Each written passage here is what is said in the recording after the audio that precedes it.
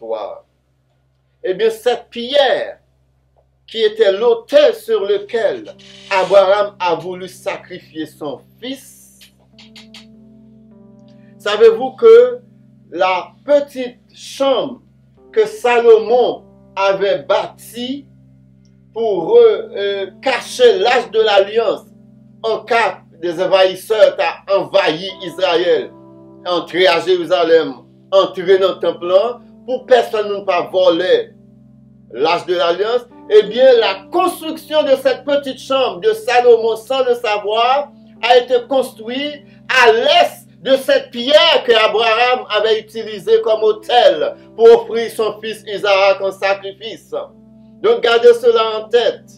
La petite pièce qu'Abraham avait construite avec l'aide de la technologie égyptienne, avec alliance qui était faite avec roi Pharaon, lorsque roi Pharaon Bali, petite fille, comme gage de cette alliance, eh bien, Salomon, sans le savoir, a construit cette petite chambre pour recueillir l'arche de l'alliance à l'est de la pierre qu'Abraham avait utilisée 1000 ans plus tôt pour sacrifier son fils Isaac.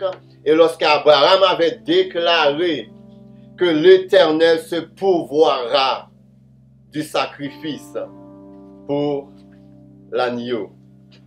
Nous allons parler qu'il y a de deux éléments extrêmement importants dans le sacrifice, dans les rituels lévitiques, dans les rituels qui se passaient dans le temple.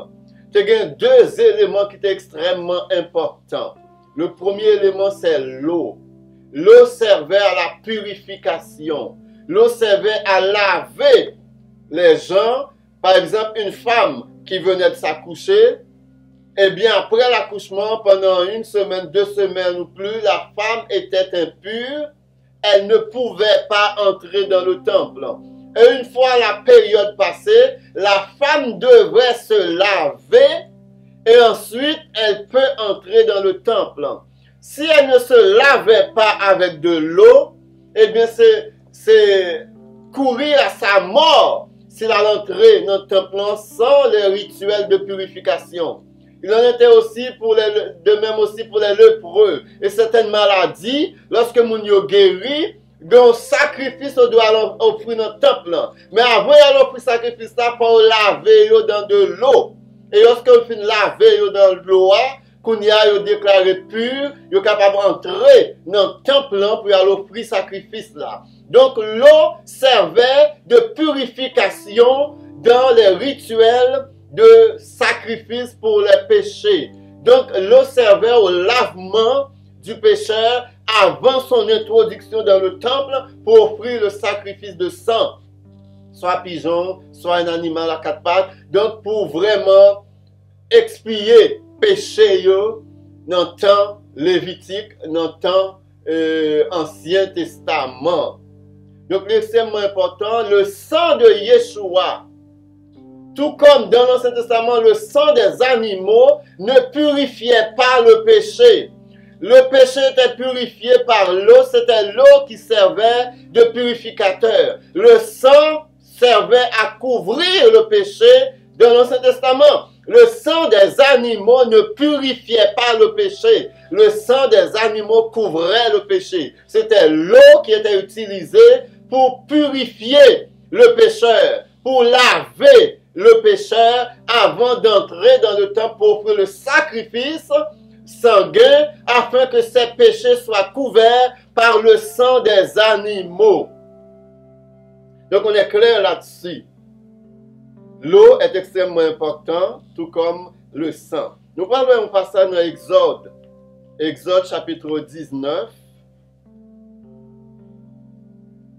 Exode chapitre 19, verset 10.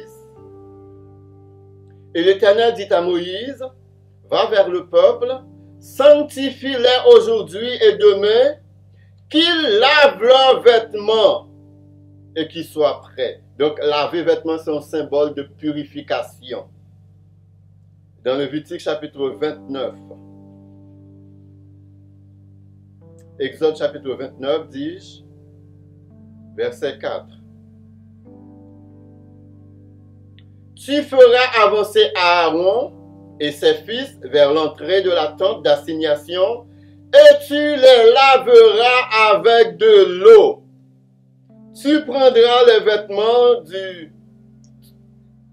tu revêtiras Aaron de la tunique, de la robe et de l'éphod et du pectoral, et tu mettras sur lui la ceinture de l'éphod. Tu poseras la tiare sur sa tête, et tu placeras le diadème de sainteté sur la tiare. Tu prendras l'huile d'onction, tu en oindras sur sa tête, et tu l'oindras. Tu feras approcher ses fils, et tu les revêtiras de tunique. Tu mettras tout cela, chers amis, après la purification de l'eau, après avoir été lavé, comme dit le passage, verset 4. Tu feras avancer Aaron et ses fils vers l'entrée de la tente d'assignation, et tu les laveras avec de l'eau. Donc, l'eau servait dans le système sacrificiel lévitique aaronique, l'eau servait à la purification. Le sang ne servait pas à la purification. C'était l'eau qui avait ce rôle de purification, chers amis. Donc, c'est extrêmement important de comprendre ça pour pouvoir comprendre tous les liens que nous sommes en train de faire pour vous montrer comment la Bible est interreliée, comment l'Éternel a planifié minute après minute, seconde après seconde, minutieusement, tous les détails pour le salut de l'humanité. Donc, selon Pascal Sayo, nous comprenons très bien que l'eau est extrêmement importante dans le rituel lévitique dans l'Ancien Testament. Donc, l'eau servait à la purification et le sang dans l'Ancien Testament servait à couvrir le péché.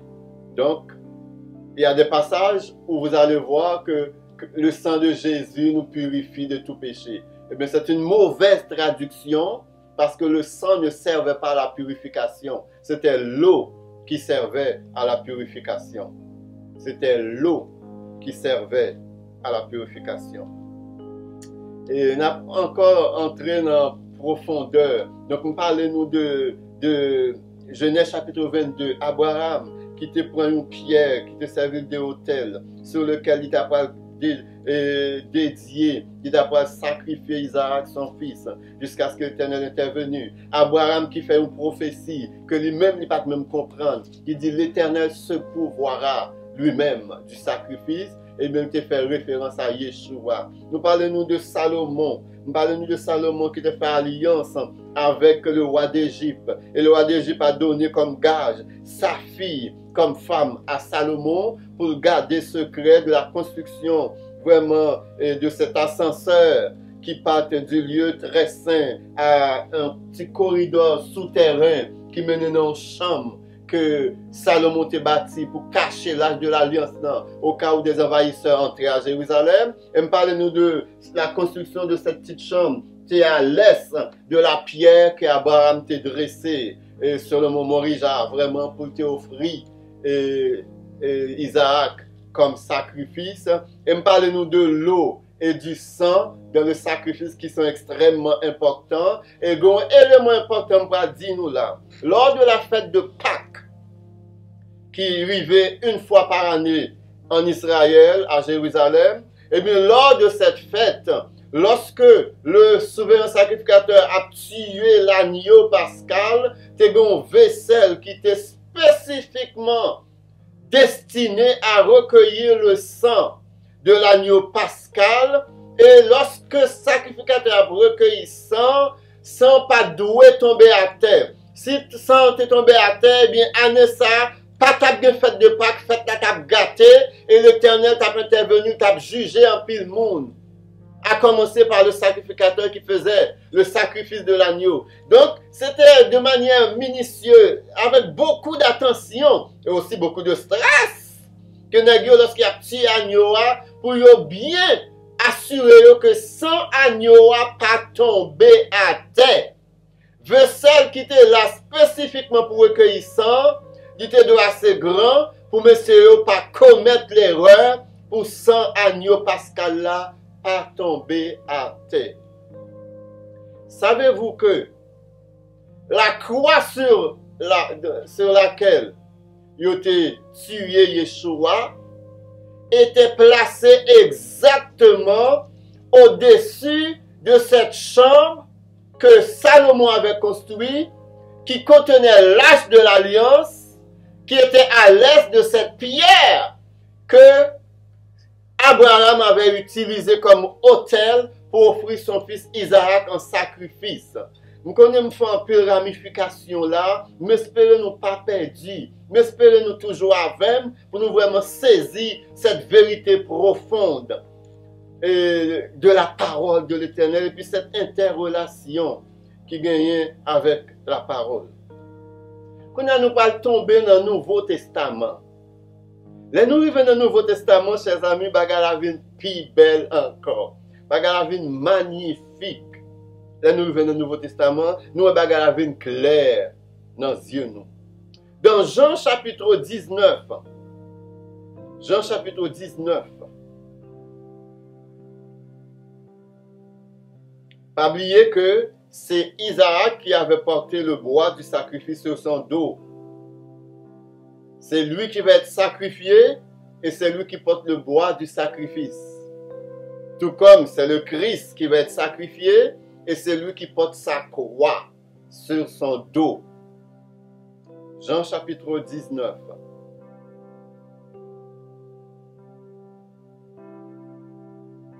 Jean chapitre 19, verset 34. Écoutez bien ceci. Écoutez bien ceci. Mais un des soldats, écoutez bien ceci.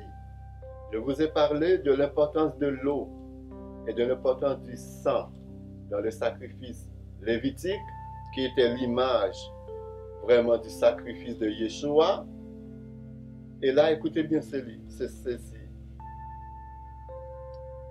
Le soldat, un des soldats lui perça le côté avec une lance. On est dans Jean chapitre 19, verset 34. Et la Bible dit, aussitôt, il sortit du sang et de l'eau. Écoutez bien ceci. Un des soldats lui perça le côté. Et gardez en tête Lévitique.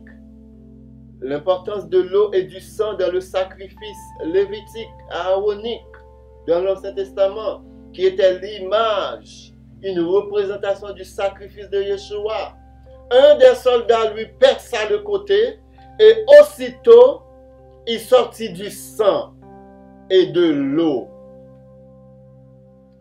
Et celui qui l'a vu en a rendu témoignage. Et son témoignage est vrai. Il sait qu'il dit vrai afin que vous croyiez aussi. Dans 1 Jean chapitre 5, 1 Jean chapitre 5, versets 6 à 8. 1 Jean chapitre 5, versets 6 à 8. C'est lui, Yeshua HaMashiach, qui est venu avec de l'eau et du sang. C'est lui, et là c'est encore Jean qui parle, n'oublie pas dans Jean chapitre 19, verset 34, c'est Jean qui parlait. Et là c'est encore l'apôtre Jean qui parle. Jean était là, au pied de la croix, il a vu ces choses. Et il a compris, et il a tressailli dans le fond de son cœur. C'est lui, Yeshua HaMashiach, Jésus-Christ, qui est venu avec de l'eau et du sang. Non avec de l'eau seulement, mais avec l'eau et avec le sang. Et c'est l'Esprit qui rend témoignage, parce que l'Esprit est la vérité. Jean nous dit dans Jean 19, verset 34, le soldat lui perça le côté, et de l'eau et du sang sont sortis. Et là, dans 1 Jean chapitre 5, verset 6 à 8, il nous dit, c'est lui qui est venu avec l'eau et du sang. Pourquoi est-ce que Jean spécifie, il est venu avec de l'eau et du sang? Eh bien, tout comme dans Lévitique, tout comme dans les rituels de l'Ancien Testament, de Lévitique, l'eau servait à la purification et le sang à couvrir le péché, eh bien, pour Yeshua, L'eau servait à purifier nos péchés et le sang servait non pas à couvrir, mais à enlever nos péchés parce que le sang de Yeshua est supérieur au sang des animaux qui servaient à couvrir le péché. Yeshua n'est pas venu donner son sang, verser son sang pour couvrir nos péchés. Il est venu verser son sang pour enlever nos péchés.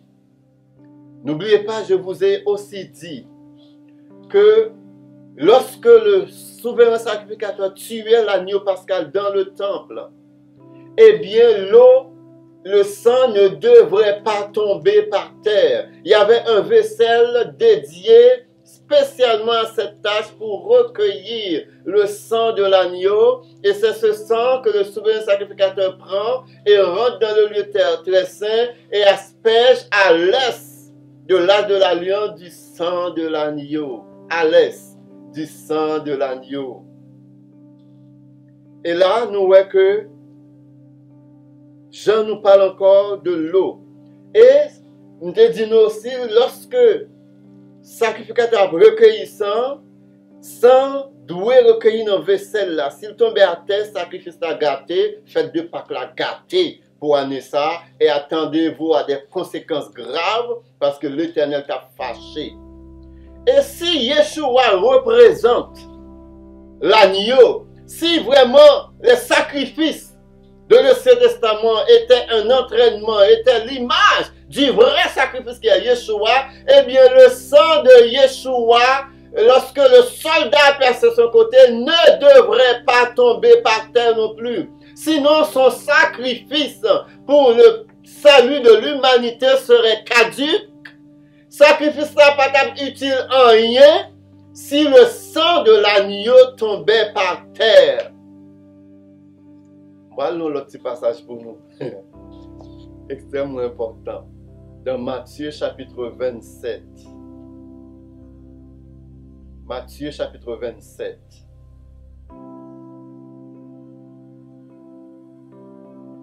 On a commencé verset 51. Écoutez bien ceci. Et voici, le voile du temple se déchira en deux, depuis le haut jusqu'en bas. La terre trembla. Écoutez bien ceci. Les rochers se fendirent. La terre trembla, les rochers se fendirent. Dans l'original, la Bible dit le rocher se fendit. Le rocher. N'oubliez pas, je vous ai dit, la croix de Yeshua était au-dessus de cette pièce que Salomon avait bâtie pour cacher l'Arche de l'Alliance. Cela veut dire, pendant que Yeshua était sur la croix, l'Arche de l'Alliance était au-dessus de lui dans cette pièce que Salomon avait construite. Et aussi la pierre que Abraham avait utilisée comme autel pour offrir son fils Isaac était là.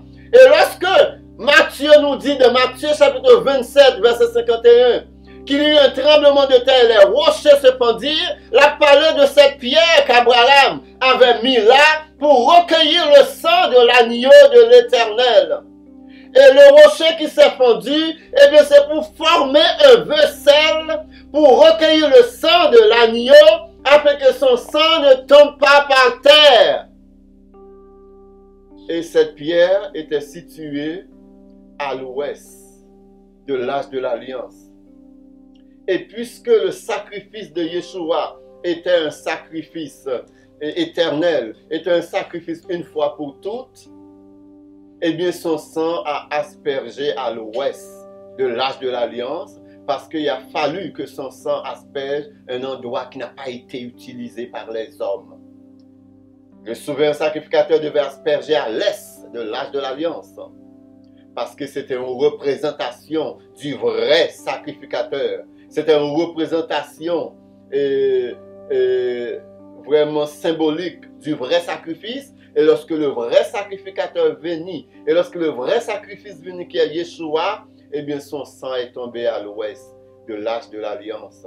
Le seul sang qui est tombé à l'ouest, le seul sang qui a aspergé cet autel qu'Abraham avait mis là. Donc Abraham a participé sans le savoir à recueillir dans ce vaisselle qui était cet autel, cette pierre, le sang de Yeshua. Chers amis, toute cette ramification pour vous dire que l'Éternel contrôle l'histoire. L'Éternel fait bien les choses. Lorsque c'est l'Éternel qui a agi, on met faire confiance. Lorsque c'est l'Éternel qui a agi, on met faire mes yeux. Lorsque c'est l'Éternel qui a agi, on met dormir en paix. On met reposer en paix, pas garder ni à gauche ni à droite, pas jeter des regards inquiets, parce que l'Éternel fait tout ce qu'il veut et il fait bien tout ce qu'il veut.